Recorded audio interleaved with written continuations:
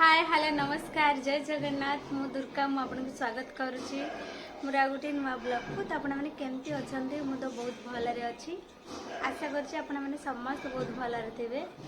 तो आज हूँ गुरुवार तो गुरुवार आमर आज तरकारी हम पणुस कठा तो पणुस मार्केट नहीं आसी पणुस आज मु तरकारी बनैबी।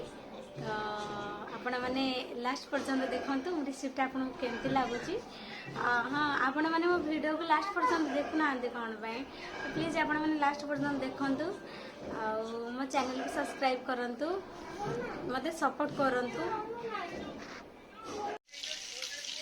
देखु ये कौन पणुस देखु आज आम पणुस तरकारी हम एते दिन को परे पणुस आमर आसी पणुस को छोट छोट कर काटी देछि आउ पानी देके ताको बसई देली से भलसे सिझिबा पर्यंत तो बसई देली।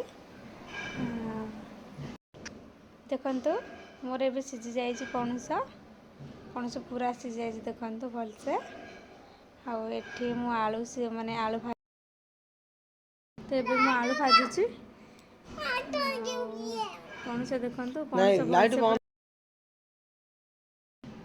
प्याज आउ अदा रसुण आपको छेचिक रखी देखु थालिया पेस्ट को देखो पकई देछि आउ भलसे मिक्स कर दिए मसलाटा को भलसे कषाई पड़ो। तो ये है प्याज अदा रसुण आपको आग भलसे भाजी दे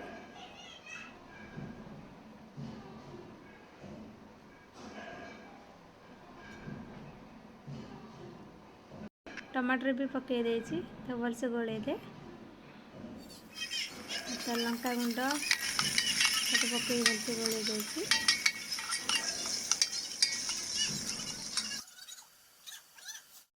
लारे आलू पणस को पकई देली तो भलसे ताको मिक्स करके गोले दे देखंतु गोले देली भलसे पूरा कलर पूरा बढ़िया देखा जाउछि। एबे हमर आलू पणस तरकारी पूरा रेडी हो गला अब हम खाइबो।